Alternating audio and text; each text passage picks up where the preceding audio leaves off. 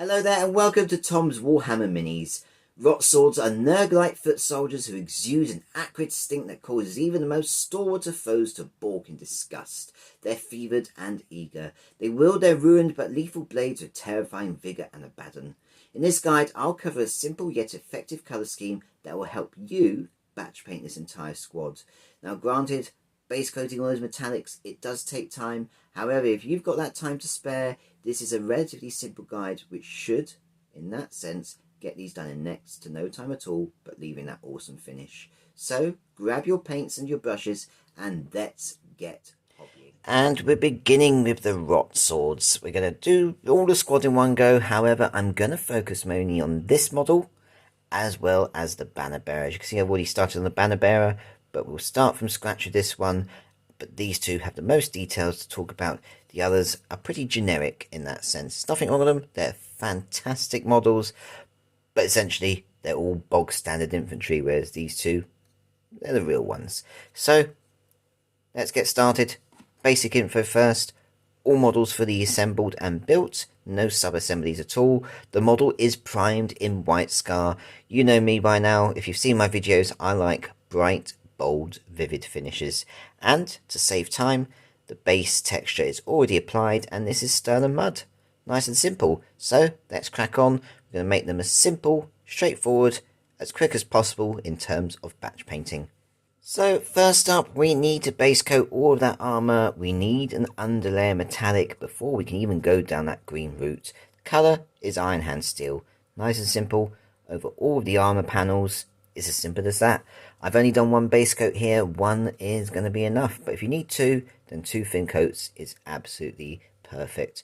So as you can see, be neat as you can, get it all over.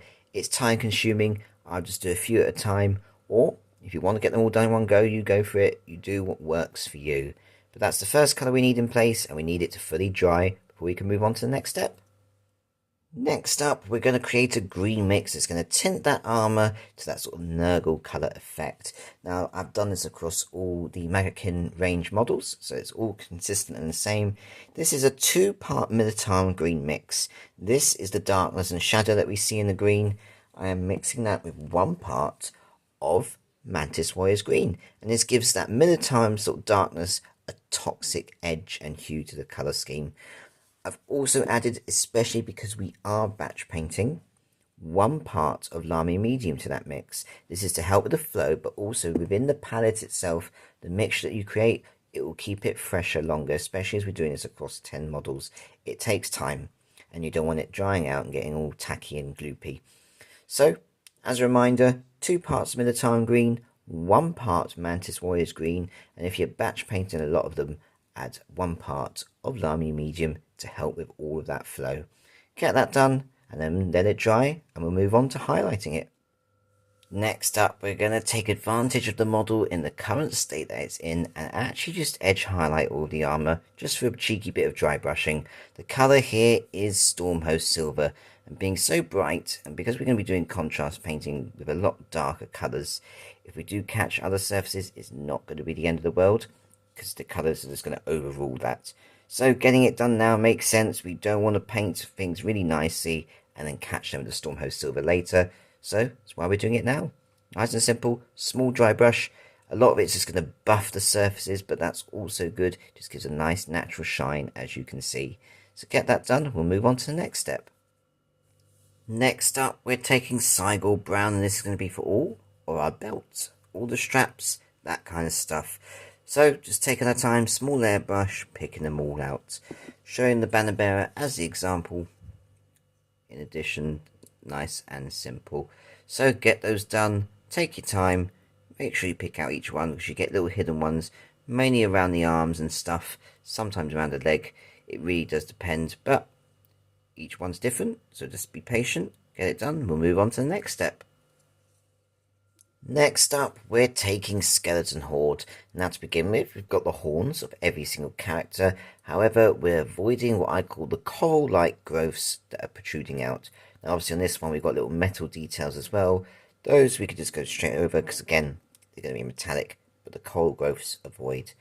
Also, we've got the soft cloth. This is not the kind of sash cloth that we have at the front, and obviously this one is going all the way up.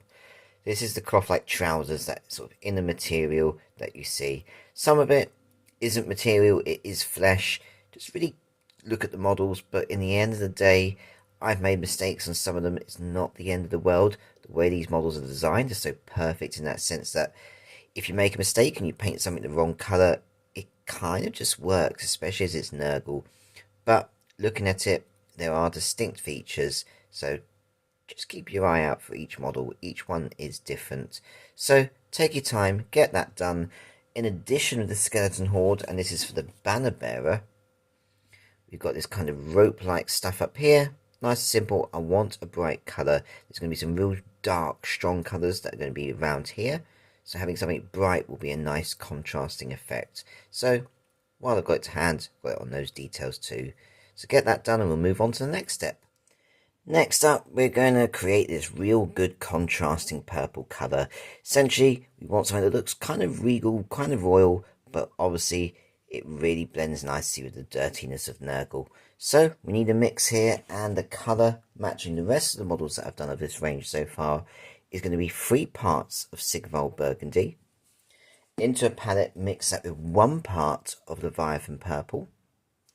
And then for helping with the flow and just filling it ever so slightly, we're adding 1 part of Lahmium Medium. So as a reminder, 3 parts Sigvuld Burgundy, 1 part Leviathan Purple, 1 part Lahmium Medium. And this is over all of that cloth detail. So not the trouser cloth, we've done all of that. This is the actual sort of robe-like cloth that they have. In addition, we've got the banner bearer. Nice and simple, I've done it over all of that cloth. Now there is parts of the banner that obviously won't be this colour, but that's going to be metallic detail, so we could just be messy and go straight over the entirety of it, just avoiding the hand, of course. So get that done across all of the models, let it dry, and we'll move on to the next step. Next up, we're taking Guilliman Flesh, and this is for our skin tone. We are going to tint it later on, make it more plagued and, dirty and grimy for Nurgle, but for now, we need this as an underlayer. For the most part, we're talking hands. All the hands are exposed, as well as the necks. There are some models that have exceptions where, for instance, like here, you've got the real sort of back part of the neck. Others, you've got the whole body exposed. Some have no real exposure at all. So, once again, model by model, check each one, get the skin tone in place, let it dry, and move on to the next step. Next up, we're going to Briar Queen Chill. And using this paint, we're doing that coral-like growth that we see on top of all the horns.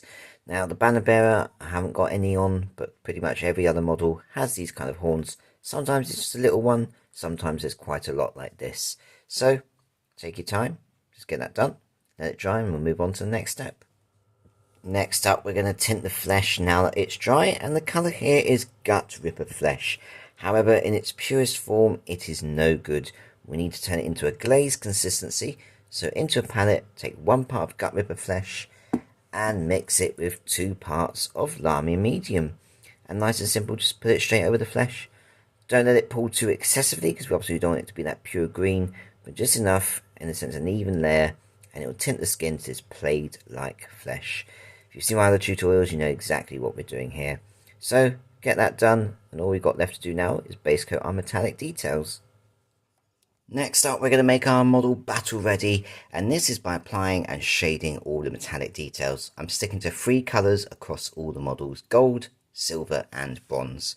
So, starting with the silver, because that's where the most of the detailing is, we're using Iron Warriors. It's a nice strong base coat. This is mostly obviously for the shields, inside and out.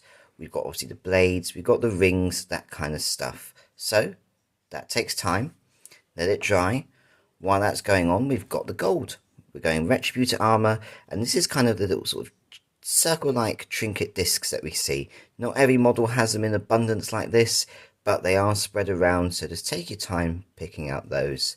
Finally, our bronze. The colour I like to go for here is Screaming Bell. So this is kind of the Nurgle emblems, the trim of the shield, the bells, that kind of stuff. So, get all of that done. It does take time. Once it's done, simple shade, Agrax Earthshade. My colour choice here being nice, dark and brown and grungy. Well, that's Nurgle. That's all the grime and dirt that's building up. So that's absolutely perfect for all of our metallics. So with that done, the models are battle ready. They're absolutely worthy for the tabletop. I am going to apply some highlights. Most of these is going to be just cheeky little dry brushing that just enhances them.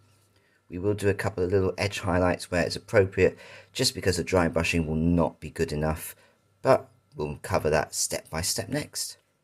So we're going to start our highlights, and I'm keeping them consistent with the other models that are new within the Maggotkin range. So if you want to go more in depth with them, check out those guides. For this one, we want to stick to dry brushing. It's a 10-man squad, and batch painting can be tedious. We want them looking perfect on the tabletop, but we probably haven't got time to spend hours upon hours perfecting each and every individual one. They're the basic foot soldiers after all. So our first colour is Screaming Skull. Like I mentioned, dry brushing. This is over all of our skeleton horde details, so that's the cloth as well as the horns. But in addition, I've hit our Cygor Brown leather details, which is very easy to do with a small dry brush. It doesn't have to be perfect. If you catch other areas, it only kind of adds to the colour and effect of sort of grime, decay, and etc. We've got the base as well. So if you're doing Stirland Mud, it's something that's really good catching all of that soil. And then finally, in addition, because it is a bright colour, I've just gently caught the tips of that algae-like growth, just to give it a sort of real bright edge highlight. So, dry brushing, that's that done. We've got this kind of little rope stuff as well, which is again skeleton horde detailing, showing the banner bearer as an additional example. As you can see, nice and simple, get that done. We'll move on to the next step. Next up, we're highlighting that purple toned burgundy cloth. Nice and simple, one colour, Emperor's Children. On this one, we're not dry brushing because the way this paint works, we don't want to spoil the other details. So this is traditional edge highlighting. However, in addition, we are dry brushing with Emperor's Children, and this is the only part I'm doing. This banner is so complex, in a sense it's great, it's wonderful, it's detailed. It would take an age to edge highlight it so neatly. So a cheeky dry brush just catches all those details, and there's not really many areas that you can make a mistake on. So just once again, small dry brush, take your time and just make it look good. Now in addition, as you can see, it's quite wet, the cloth. Emperor's Children is a great paint. It is extremely bright and vivid, and while it absolutely complements the colour that I've created, it's a bit too stark.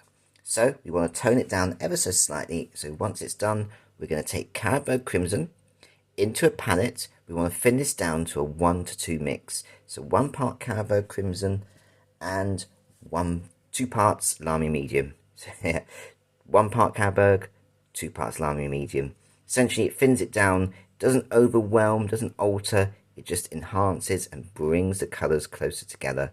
So, shade all those details. Once that's done, let it dry. We'll move on to the next step. Next up, we're going to cover 2 more dry brushing colours before we move on to the technical paints.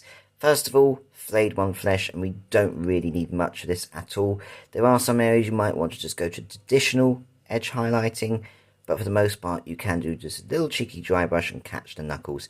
There isn't really much flesh on these models, just as a couple, 1 or 2, where I would recommend using traditional edge highlighting, especially the ones that have got open chests. So that's that colour covered. Finally, we're going to take Stormhost Silver, and we're using this dry brush over all of our metallic details. Gold, silver, bronze. Nice and simple. Doing them all in one go. They will sort of, it does work together nicely. What we are going to do is add texture paints, so some of that is going to get covered up regardless and adds more definition and colour to the model. So let's move on to the next step. Finally, we're going to finish off our models with texture, paints and detailing. Nice and simple. We're going to start in verdigris first. This is for all of our bronze detailing. Do as little or as much as you want. I have a mix here that I like to create. It is 3 parts Briar Queen Chill, and mix that with 1 part of Nihilakh Oxide. Now, nice and simple. If you've seen my tutorials before, you know the theory behind this. This paint can get out of control quickly. By mixing 3 parts of Briar Queen Chill, which is the same colour, we turn this into a contrast paint, but we keep the technical properties of this paint. It just gives us more control and more fluid and movement as we move around without it staining and ruining details quickly. So over the bronze details, I also apply it over the bases. It's what I do with all of my Maggotkin models. Moving on from that, adding to the base, I've also gone with some Nurgle rot. We can't really not when it's a Nurgle miniature. So again, as little or as much as you want. Finally, I want to show the brutality of these models, and it's a colour that we haven't really got on these models either, which is red. So Blood for the Blood God. I'm using a small dry brush, but in stippling movements across each of the weapons. Nice and simple, just adds to the gore factor. Of course, you can go rust and grime, whatever you fancy. For me, I want to show that, you know, these are weapons. They're there for a certain purpose. We know what that purpose is, so get that done too. With that, our models are complete. All I'm going to do now is touch up the base, which I've already done, and that's Abaddon Black across the rim, and add a couple of tufts just to finish them off.